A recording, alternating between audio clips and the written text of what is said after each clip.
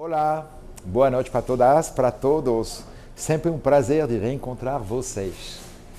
Hoje nós vamos falar de várias coisas.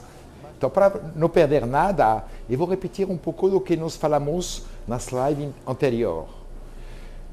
A gente falou que o importante na confeitaria era um bom freezer, uma geladeira, um forno, uma batedeira. E hoje nós falaremos do forno. Eu queria aproveitar, essa semana foram feitos alguns posts. E um post bem simpático que para comemorar o meu aniversário.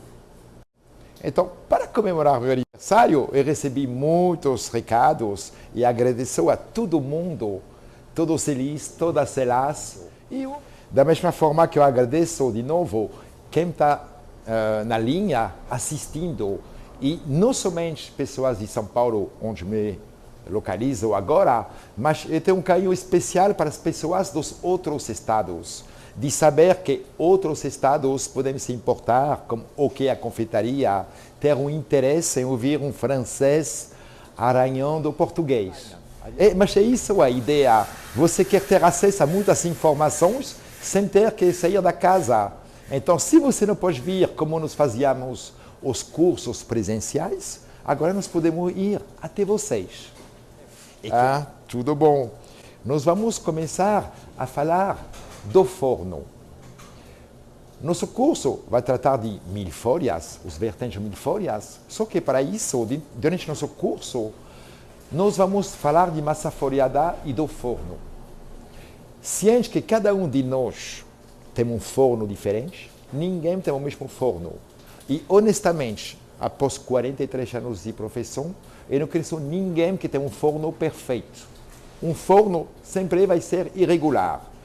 Quando digo irregular, o que quer dizer? O forno ele assa a marcha em cima, ele assa a marcha embaixo. Ou tem uma ventoinha, é mais do lado esquerdo, do lado direito. Então, o forno, vocês vão ver alguma imagem do meu forno, claro que é um forno industrial, mas eu adaptei as receitas, ou seja, não a receita, mas a forma de assar os produtos à minha realidade. Quando eu cheguei no Brasil, eu não sabia que ia trabalhar com esse tipo de forno. Então, depois de alguns testes, a gente acertou, mas no início foi difícil. Por exemplo, na Europa, a gente está acostumado a trabalhar com forno de lastro. O forno da padaria é o mesmo forno para o confeiteiro. A gente se divide o forno. Então, é uma forma de assar. No forno que nós temos aqui, ele tem uma ventoinha que vai distribuir o calor. Então, a primeira dica, um forno que tem ventoinha sempre vai uma temperatura mais baixa. Se uma receita diz, temperatura 200 graus, na ventoinha vai a 180. 200 no forno de lastro, 180 num forno de ventoinha. Tá? Forno de ventoinha, o que é? No seu fogão, temos forno e alguns têm um dispositivo e tem um pequeno moinho que gira e que vai distribuir o calor.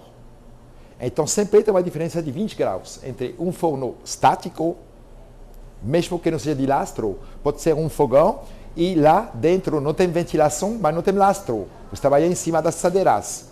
Então, 200 graus sem ventoinha, 180 com ventoinha. Essa é a primeira coisa. Aí depois existe, é verdade, o tempo de cozimento. Às vezes as pessoas me dizem, chefe, quanto tempo no forno? Aí nós temos que observar. Se lembra que a confeitaria é baseada na observação e depois na repetição. Por exemplo, se você põe no seu grande forno uma assadeira de produto, eu garanto que vai ser muito rápido. Agora, se você lota seu forno, tem uma queda de temperatura e para subir vai demorar. Vai levar mais tempo, porque o calor vai ser absorvido pelos produtos. Isso leva a uma outra questão. Em função da quantidade que você vai assar no forno, você tem que pré-aquecer seu forno. Mas você sempre pré-aquece seu forno acima da temperatura desejada. Por exemplo, eu quero o forno a 200 graus. Então, nós vamos pré-aquecer a 220 graus. Por quê? Porque quando você vai pegar sua assadeira e pôr no forno, automaticamente você vai abrir a porta e você vai ter uma perda de temperatura. Se você colocar só seu forno a 200 graus, que você precisa, uma vez que você colocou o produto e abriu a porta, teu forno está a 160 e você corre o risco de ter um grande problema. Eu vejo, por exemplo, aquele vol au vent, o voo ao vento, aquele produto bem leve, bem subtil. Então, essas temperaturas, a curva de temperaturas, ela é fundamental. Aí, alguns têm um forno de lastro, outros têm um forno com ventoinha e outros têm um forno que não tem ventoinha e não tem lastro, tá? O estático. Agora, o chefe diz, tal temperatura, regula teu forno a 220 graus ou a 200 graus. A senhora dona casa me diz, poxa, no meu fogão não tem um termostato. Então, tem uma dica. Num termostato, gente, normalmente vai até 8 ou 10. É bom de saber que cada número corresponde a 30 graus. Eu quero um forno a 180 graus, eu vou pôr no termostato 6. Eu quero um forno a 210 graus, eu vou pôr no termostato 7. Eu quero apenas, para fazer a massa folhada, um forno a 150 graus. Eu vou regular no termostato 5. Agora eu vou lhe dizer, alguns fornos, os profissionais, têm às vezes essa temperatura, outros já são digital, e em casa você vai ter um termostato, para que não tiver um equipamento semi-profissional. Mas te garanto que todos vão ter um desses dispositivos.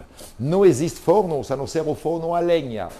Mas o forno a lenha, eu digo, não precisa de minhas dicas, porque o usuário do forno a lenha sabe melhor do que eu. Eu fico muito admirativo e queria lembrar que até 100, 120 anos atrás, a gente não tinha a eletrificação, não tinha o gás encanado e as pessoas trabalhavam com forno a lenha. Então, como dizia o Paul Bocuse, do famoso chefe 3 estrelas na França, cozinhar e dominar o fogo. Então, é exatamente isso. Eu faço questão de falar do forno porque em todo lugar onde eu passei, eu fui o forneiro. A gente chama de forneiro. Que seja em Paris, eu me lembro numa empresa chamada Dalloyau, era o especialista do forno. Então, um estava na massa doce, um estava na massa chou, eu era no forno. É um lugar de responsabilidade. Não pode passar do ponto, não pode queimar, mas também você tem que entender como funciona teu forno, otimizar teu forno, não deixar um forno funcionando vazio. Todo mundo, nós sabemos o custo da energia no Brasil. Então, quando a gente aproveita, hoje eu fiz suspiro, eu aproveitei para lotar o forno. O suspiro ia ficar 3 horas no forno. Imagina a conta de energia. Para ser rentável, tem que ter uma bela produção. E é isso também que nós vamos ensinar nesses cursos. Tá? Então, para falar do forno, eu trouxe um pequeno teste simpático para vocês. Eu vou lhe mostrar. Aqui, eu trouxe 2 massas folhadas. 2 massas folhadas, mais ou menos do mesmo tamanho, e que são similares. Aí tem uma que está bem feita e um que está todo errado. Para vocês, pode parecer igual. E é verdade que às vezes você tem profissionais, ou pseudo-profissionais, que não têm muita experiência e pensam, bem feito, mal feito, está feito. Espera aí. Eu tenho uma alta opinião da confeitaria, é disso que eu vivo, que mantém a minha família e que eu agradeço aos clientes, eu sirvo os clientes. Então, nossa obrigação é de dar o melhor. Porque fazer errado, se a gente pode fazer certo. E nesses cursos, nesse lançamento, vocês vão ver, às vezes a gente fala muito mais do que não pode fazer, do que pode fazer. Por quê? Porque a gente aprende com os seus erros. E eu já errei muito. Então, a força de errar, eu não quero mais errar. E quando chega um jovem, um estagiário comigo, eu digo, não, esse você não pode, tá? Antes de mais nada. Mas eu não fiz nada. Sim, mas eu prefiro avisar antes. Esse não se faz, tá? Não faz isso, depois eu explico, vamos fazer assim. Olha, acompanhar, esse é o certo. Mas sempre falar também do que não pode ser feito. Por exemplo, nossas duas massas folhadas. Eu vou mostrar, eu vou cortar a massa folhada. Uma faca de serra que não corta, tá? Dá para ver? Isso assusta. Essa é uma faca de serra que não corta. Mas se a massa folhada está boa, eu inclino e eu corto. Essa é minha massa. Olha como está bem amassada. Foi assado a 155 graus. Eu não sei se dá para fazer um zoom nessa fatia de massa folhada. 155 graus por mais ou menos meia hora. Vou levantar aqui. E essa, gente, esfarela. Ó. Essa é uma massa que dá água na boca. Tá? Aí, eu trouxe minha outra massa folhada. Eu preparei essa massa folhada, eu assei antes da nossa publicação. Essa massa folhada, ela tem a mesma cara. Está bem dourada, porém não funciona. Por que não funciona? Eu vou cortar ela e vocês vão entender. Essa, olha só, ela é flexível. Essa ela só 15 minutos a 200 graus. Então podem ver a diferença entre uma massa que assa meia hora a 155 graus ou uma massa que assa a 200 graus por 15 minutos. É uma aparência. A aparência está boa. A pessoa que faz diz, mas não, está bem, eu fiz como você me mostrou. Não, mas peraí, se não respeitou a temperatura, está até flexível. Ela não esfarela. Olha só como eu faço isso. Se eu faço isso com a minha, eu vou quebrar, gente, eu aviso. Se eu começar a entortar, ela quebra, ela esfarela. E esse é o resultado que queremos. Aquele esfarelo que vai derreter na boca. Agora, esse, você pode ver que dentro está branco. E olha que este que é fino. Se faço um pouco mais grosso, vai ficar cinza. Eu acho que cada um de nós já teve mal experiência nas padarias ou confeitarias de comer um folhado que nem dá para mastigar, que parece um chiclete. Em vez de esfarelar, ele fica maçudo, fica cinzento porque não está bem amassado. Então você pode ver que isso, ele parecia, ele não quebra, ele molha, bem mole. É muito curioso. Então ele parecia muito bem, mas na verdade não é. Ele está frio, mas não quebra. Dá para ver a diferença? É por isso que é fundamental de falar do forno. O forno, produto A, produto B. E a noite é o dia, gente. A noite é o dia. Então, o mesmo forno, o mesmo profissional pode fazer ou bem ou ruim. O que vamos fazer? É isso que nesse curso nós vamos ensinar. Temperaturas para cada produto que seja adequado. O importante para nós é o enriquecimento da pessoa, o conhecimento, e para não errar, e para poder brilhar.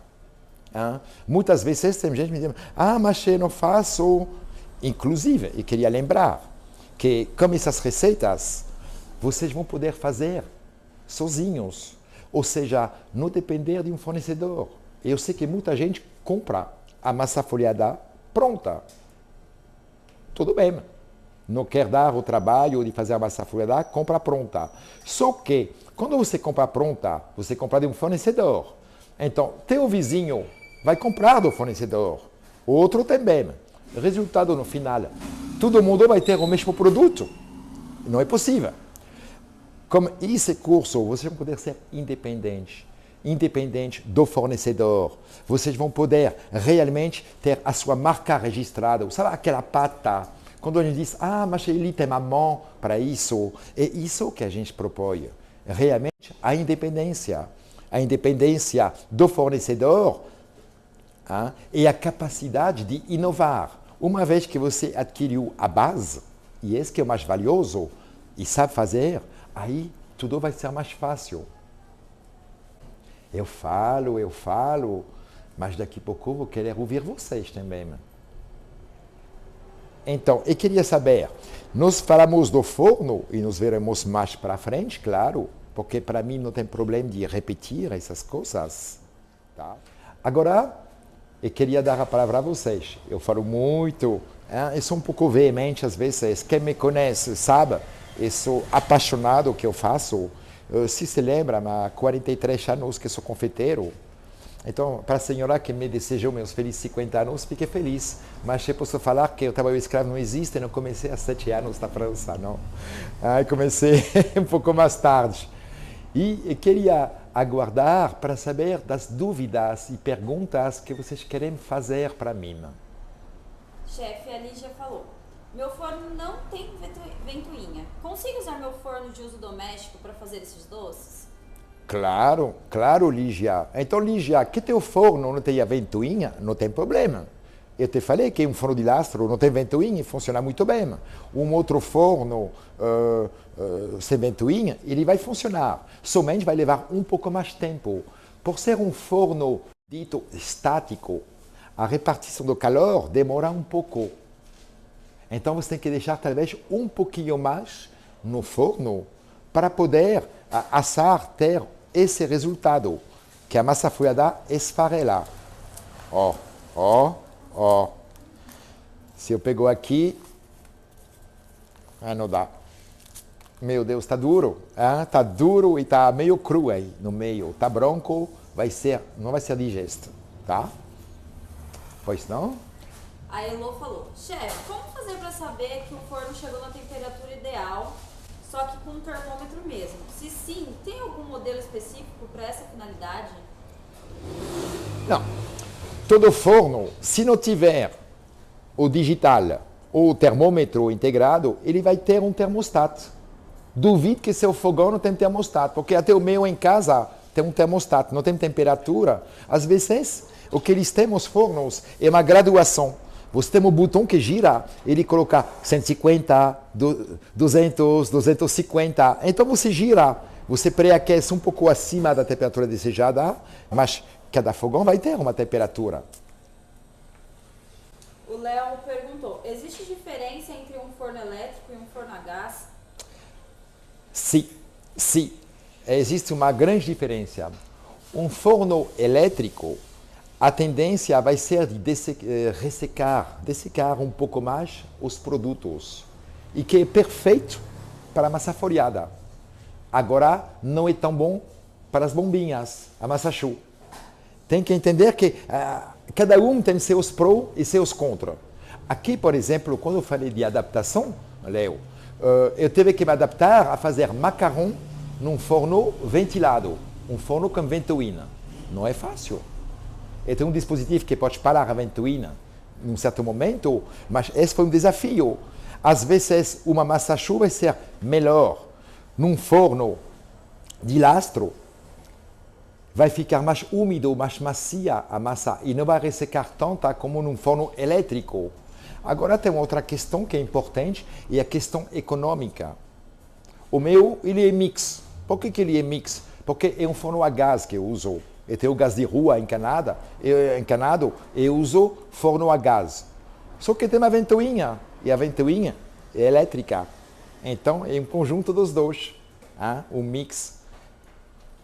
A Ângela pergunta, chefe, você pode repetir qual a temperatura ideal para fazer a massa folhada e por quanto tempo? Sim. Então, a temperatura ideal é um forno brando, 150 graus, 155 graus. Quanto tempo vai depender do produto que você assar. Lá nós falamos de uma placa simplesmente de massa folhada. Ela é fininha quando entra no forno, 2 milímetros. Agora, se você faz um bolo dos reis, que é um bolo recheado de massa folhada, esse vai ter que assar a 180 graus. É por isso que a cada produto existe uma temperatura. Uma temperatura para massa choux, para massa doce, para o croissant, para um folhado. Então, quando a gente dá as receitas, o mais importante é o rendimento para a ficha técnica, para quem vai fazer isso de uma atividade profissional, e também o rendimento e a temperatura do forno. Esses são fundamentais. Não é só uma receita e um jeito de fazer. Todas as informações devem ser dadas no curso. Nós fazemos questão de mostrar ao vivo. Eu acho que tem textura, sabe? Muito mais substância de mostrar, eu pego a farinha, pego a manteiga e eu faço na frente de vocês, sem maquinário, tá? Vamos fazer uma massa folhada na mão. O chefe Marcos disse: tenho 40 anos de padaria, agora no setor de eventos. Quero parabenizar seu profissionalismo. Poxa vida, mas obrigado, mas não jogar muito elogio, porque depois eu vou começar a me achar, tá? Não, mas brincadeira à parte, somos perfeccionistas, então a gente olha para cima e a gente quer realmente ir mais para frente. Então sempre inovar, se reciclar. E lá no caso dos cursos, ajudar vocês também nessa renovação, nessa inovação, para que cada um consiga melhorar a sua renda, isso é fundamental. Que seja a dona de casa, que seja o estudante, que é o futuro profissional, ou já o profissional, é fundamental. O Alisson também está parabenizando você e dizendo que você inspira ele nessa nobre profissão. Inspirar, tudo bem, pode até se espelhar. Agora, realmente é bom de saber que não vai ser tão fácil. A gente já falou do que é ser chefe, tá? Então, antes de ser chefe, vai ser, primeiro, talvez um estagiário, um jovem confeiteiro chefe de partido, confirmado. É um caminho, é uma estrada muito longa. O Lincoln pergunta: chefe, além de massa folhada, você vai ensinar a fazer recheio? Exatamente. Escuta, se nós fazemos durante 3 aulas, o curso são 3 aulas, porque vai ter um que vai ser exclusivamente reservado à produção, à fabricação da massa folhada artesanal. Inclusive que dá para fazer aqui num país tropical e nós vamos fazer nesse ambiente sem ar-condicionado e com manteiga. Depois vai ter, claro, uma parte como os recheios, os diferentes recheios que nós fazemos para os milfolhas. E no final, o terceiro curso, a terceira aula, vai ser sobre o montagem, os diferentes montagens e forma de assar a massa para ter 6, 7, 8 tipos de milfolho, todos diferentes. Eu queria fazer um pequeno adendo, a gente fala de milfolho e tudo, eu queria falar um pouco da presença feminina na confeitaria. Tá? Eu sempre digo que para ser um confeiteiro temos que ter uma alma de criança. Quantas vezes você faz os macarrons e voltou com as mãos verdes, vermelhas, colorido, como a criança que brinca de massinha. E nós temos que ter também, gente, não vão se enganar, mas uma sensibilidade, um toque feminino, especialmente na hora da finalização. Porque a confeitaria é um conjunto dos dois. Existe uma força bruta quando vamos fazer as massas, essas grandes quantidades, onde precisa de uma força física, que isso é mais característica do homem. Bater 6 litros de creme pâtissier não é para qualquer pessoa. Agora, quando se trata de empratar uma sobremesa e de pôr aquele fio de chocolate e aquela gotinha de calda, esse é um toque um pouco mais feminino. Por isso que eu sempre digo que a confeitaria está aberta a todos. Não dá para entender porque teria homem na confeitaria. Ou sou mulher porque doceiras e boleiras são mulheres. Não. É um lugar aberto a todo mundo. Nós abrimos as portas a qualquer uma. A Ana Basile perguntou: podemos usar a massa folhada com chocolate também? A massa folhada com chocolate, que coisa! Sim, claro, mas nós veremos provavelmente um milfolho de chocolate, tá? Agora, deixa eu ver se eu entendi bem a pergunta, porque você acopla a massa folhada com um recheio, que pode ser perfeitamente de chocolate. Agora, é verdade que existe uma receita onde a massa folhada, ela é preta, ela é feita à base de cacau. Mas não recomendo num primeiro tempo para vocês, talvez num próximo curso, porque lá é muito mais técnico.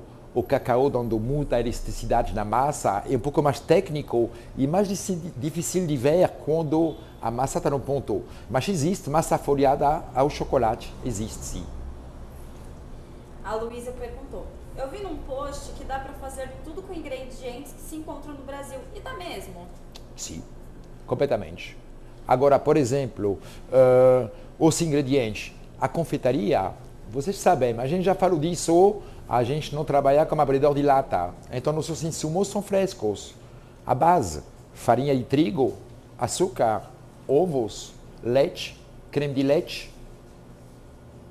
Esses são os básicos. O único que é importado, mas, gente, eu não sou importador. O único que é importado, porque nosso clima não permite no Brasil, são os derivados, frutas secas à base de amêndoas. Ou a pistache, ou a farinha de amêndoas. Então, no melhor dos casos, vem do Chile. Se não, vem dos Estados Unidos ou da Espanha. Por que o melhor dos casos? Porque a gente está consciente também. Como chama, dessa necessidade de correr atrás da neutralidade de carbono. E realmente, quando um produto tem que pegar o avião para chegar na nossa mesa, algo está errado. Algo está errado. E mesmo quando vai vir para a estrada, o caminhão tem que poluir menos, consumir menos. Então, realmente, a minha manteiga vem do estado de São Paulo, a granja do Sovoce no estado de São Paulo. A farinha ela é brasileira, brasileiríssima. E aí vai. Os poucos que seriam importados, deixa eu pensar, numa época eu trazia muitas coisas nas minhas malas, pedia para amigos trazer. Agora eu já parei. Ainda tem uma pasta de pistache, que realmente, por uma questão de opção de qualidade, eu gosto de trazer 1 ou 2 quilos da França, que foi nas minhas malas. Ou às vezes essa gelatina em folha, porque realmente o custo é um pouco estratosférico no Brasil. A mesma gelatina feita na Europa, na Alemanha, custa 1/3 do preço. Mas ela se encontra no Brasil já. Agora a maioria dos meus produtos é indústria brasileira.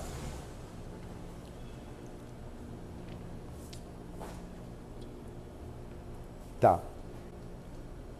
Então me mandou um recado, Fabrício, tem que parar de falar, você fala muito. Não, eu aproveito desse momento privilegiado que estamos juntos para poder trocar ideias e com certeza vão aparecer mais dúvidas, tá? Então, mais dúvidas, não hesite a mandar lá no Instagram, mandar e que nós vamos responder. Só que, por exemplo, a primeira que vai surgir, Fabrício, qual vai ser a próxima live? Porque lá a gente falou do forno, a gente viu essas massas folhadas. Então, a próxima live, nós vamos falar de um equipamento importante, que é a batedeira. Que seja uma grande batedeira ou uma pequena planetária, e os equipamentos que vão junto. Porque uma batedeira não é só um arame, não é só um fouet. Tem outras coisas, tem raquete, tem gancho. Então, tudo isso nós vamos mostrar na nossa próxima live, que vai permitir a todos vocês de entender. Uma vez que você tem uma geladeira que funciona, batedeira, vamos passar em revista como nós faremos os 3 tipos de fornos, com ventoinha, de lastro, o sem lastro, sem ventoinha, o estático.